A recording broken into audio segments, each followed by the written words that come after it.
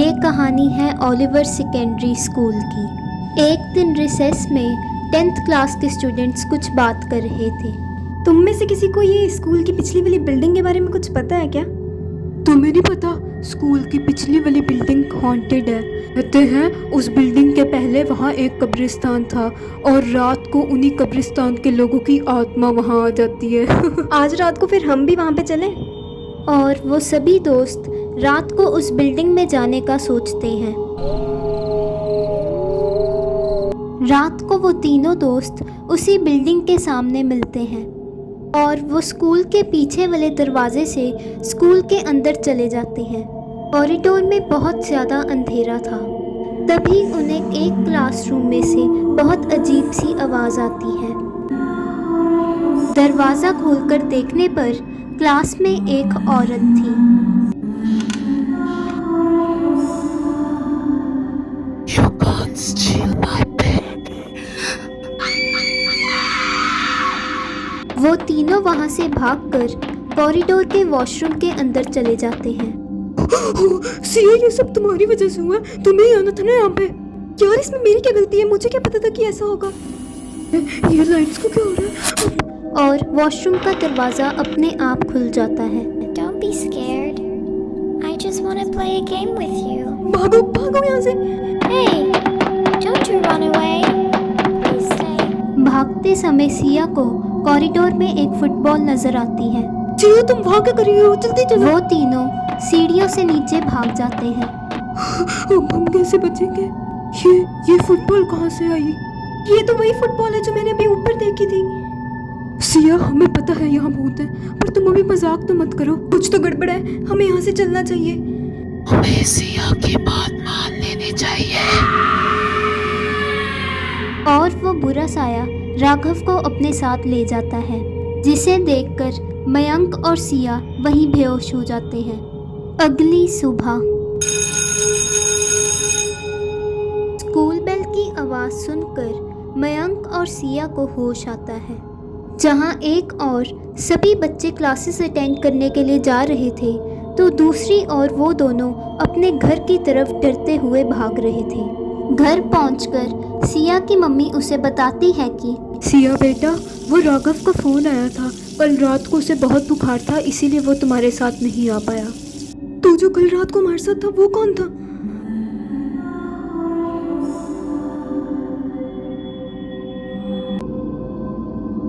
ये कहानी है राहुल और मोहित की, जो अपनी ट्यूशन से घर जा रहे थे। रास्ते में उन्हें एक पोस्ट बॉक्स दिखाई देता है, जिसकी अजीब बात ये थी कि उसे हाथ लगाना मना था। राहुल को ये सब किसी की शरारत लगती है और वो मजाक में वहाँ एक लेटर पोस्ट कर देता है और वो दोनों अपने अपने घर चले जाते हैं। रात को मोहित अपने घर पर सो रहा था।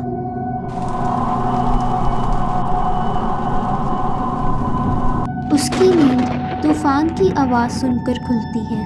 मोहित बेड से उठकर जैसे ही खिड़की से पर्दे हटाता है तो उसे बाहर अपनी बहन खड़ी हुई दिखाई देती है। भैया, क्या मैं आपके साथ रह सकती हूँ?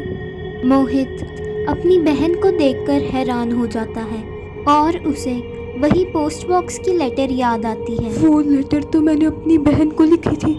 हाँ, तुम रह सकती हो।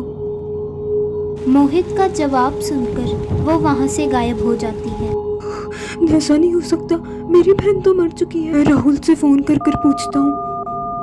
हेलो राहुल, वो जो लेटर मैंने अपनी बहन को लिखी थी, मेरी बहन वापस आ गई है। वो तो पर 5 साल पहले मर चुकी है। तो शांत हो जा, तुम मुझसे सुबह मिलने आई हो। अगली सुबह मोहित राहुल से मिलने उसके घर जाता है। यार मोहित, तू एक आत्मा को अपने घर पे कैसे रहने दे सकता है? और मैं तो बहुत ज्यादा खुश हूँ, मेरी मरी हुई बहन मुझसे मिलने आई है। शाम को मोहित जब अपने घर पर पहुंचता है तो उसे अपनी बहन के कमरे की लाइट ऑन नजर आती है और दरवाज़ा खोलकर देखने पर कमरे में कोई भी नहीं था, पर बेड पर उसकी बहन का फेवरेट टॉय पड़ा हुआ था। ये टेडी बियर यहाँ कैसे?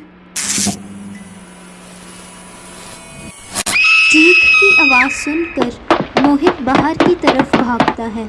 तुम कितने बेवकूफ हो, तुमने एक शैतान भैया। दूसरी तरफ राहुल को उस पोस्ट बॉक्स की कहानी पता लगती है।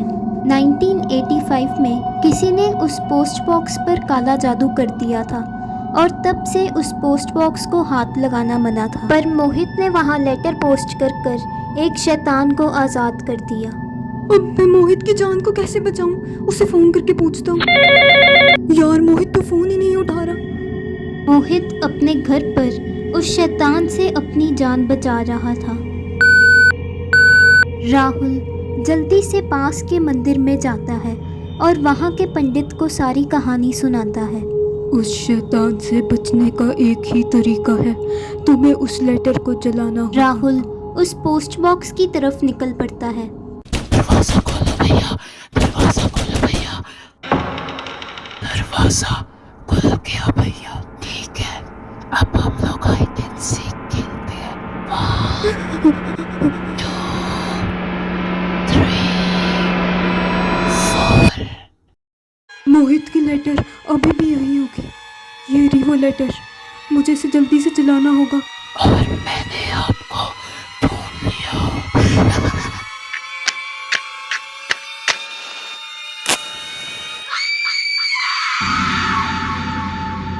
वो शैतान हमेशा के लिए मोहित के घर से चला जाता है।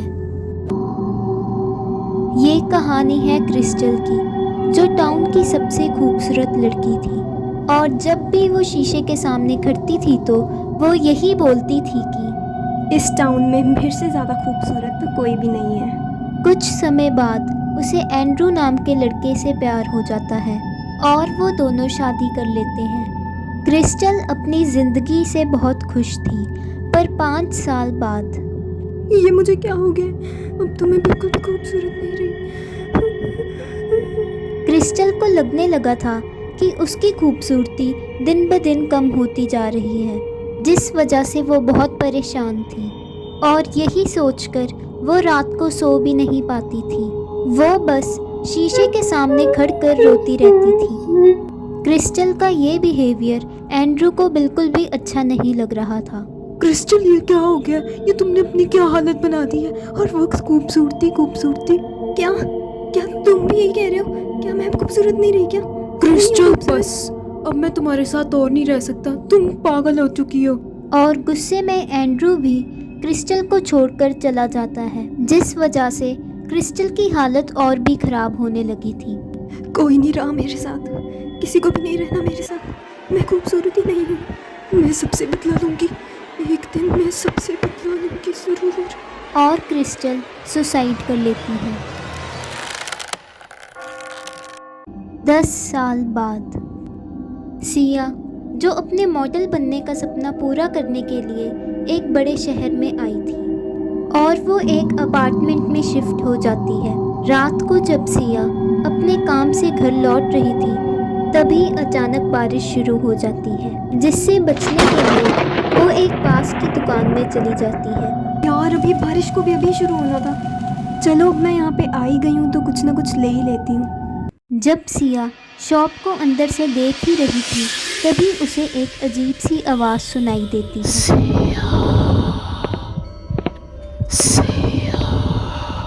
यार ये मिरर तो बहुत ज़्यादा खूबसूरत है और वैसे भी मुझे मॉडलिंग के लिए एक मिरर तो चाहिए ही था। यही ले लेती हूँ। और सिया उस मिरर को खरीद लेती है। अगली रात कल के मॉडलिंग कंपटीशन के लिए तो मैं बहुत ज़्यादा एक्साइटेड हूँ। ये क्या हो रहा है? कौन हो तुम? तुमने मुझे 10 साल बाद आजाद कर दिया। अब तुम्हारा शरीर मेरा शरीर है।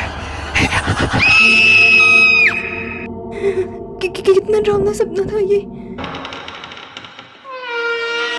अपने आप कैसे खुल सकती है? तुम्हें क्या लगा था वो एक सपना है? अरे छोड़ दो मुझे, छोड़ दो मुझे।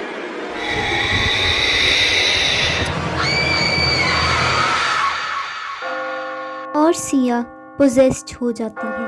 अगली सुबह जब सिया मॉडलिंग कंपटीशन के लिए जाती है तो एक टॉप मॉडल टीना सिया की खूबसूरती से जलकर उसका मजाक उड़ाती है। अब क्या हमारा ये छोटी मोटी मॉडल्स के साथ कंपटीशन होने वाला है। और जब टीना कंपटीशन के लिए तैयार हो रही थी तभी कौन है बाहर? पता नहीं है क्या मैं तैयार हो रही हूँ? क्या बोल रही थी तुम बाहर? क्यों? तभी सुनाई नहीं दिया था क्या? चलो अब मैं बिजी हूँ, तुम जाओ यहाँ से। जाने का तो अब तुम्हारा टाइम आ गया। ये तुम क्या बोल? ये लाइट्स को क्या हो रहा है? ये तुम पागलों की तरह क्यों हंस रही हो? मैं जा रही हूँ यहाँ से।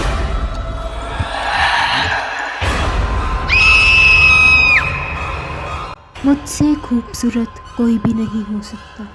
सिया टीना को मारने के बाद शीशे में तैयार होकर वहां से चली जाती है। अगली सुबह जब सिया अपने घर पर खाना बना रही थी तभी उसके घर की घंटी बजती है। दरवाज़ा खोलकर देखने पर सिया को बहुत गुस्सा आता है क्योंकि उससे मिलने उसके अंकल रॉबिन आए थे जो कि एक प्रीस्ट थे। कैसी हो माय चाइल्ड? आइए अंकल, अंदर आइए। अंकल रॉबिन को सिया की हालत बहुत अजीब लग रही थी। माय चाइल्ड, ये घर में इतना अंधेरा क्यों है? सिया अंकल की बात का जवाब दिए बिना ही वहाँ से चली जाती है। अंकल रॉबिन को आभास हो रहा था कि उस घर में कोई नेगेटिव प्रेजेंस है। तभी उनकी नज़र उस शीशे पर जाती है। सिया की जान तो खतरे में है, मुझे उसे बचाना ही होगा। ये लो अंकल चाय। ये कहाँ गया? अंकल रॉबिन चर्च जाकर प्रीस्ट्स को सारी बात बताते हैं और एक्सॉर्सिज्म की परमिशन भी ले लेते हैं। और उसी रात अंकल रॉबिन 2 प्रीस्ट्स के साथ एक्सॉर्सिज्म करने के लिए सिया के घर चले जाते हैं। इस तरफ से आवाज़ आ रही, इस तरफ चलो। मुझे पता था तुम जरूर आओगे। अपनी मौत के लिए आए हो तुम। जल्दी इसे बेड से बांध दो और कोई भी इसकी बात नहीं सुनेगा। In the name of the Father and of the Son and of the Holy Spirit. तुम सब प्रेयर करते रहो। Our Father, who art in heaven, hallowed be the name. Thy kingdom come, thy will be done on earth as it is in heaven. मुझे चोट पहुंचा रहे हो। ये सिया की आवाज में शैतान है, कोई भी नहीं रुकेगा। फादर, ये क्या हो रहा है? हमें चलना चाहिए यहाँ से। ये शैतानी शक्ति तो बहुत ताकतवर हो चुकी है। अब तुम्हारे मरने का समय आ गया। फादर, अब हम क्या करेंगे? तुम्हें क्या लगता है तुम मुझे मारोगे?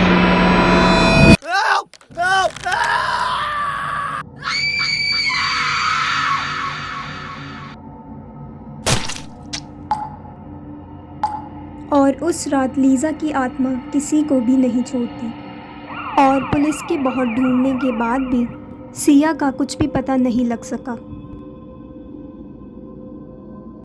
आज तो मैं बहुत ज़्यादा लेट हो गई और कोई टैक्सी भी नहीं मिल रही। रास्ते में भी कोई शीशा रख के जाता है ऐसे। ये शीशा तो बहुत ज़्यादा खूबसूरत है। स्नेहा, मिल गई मुझे मेरी नवी शिकार।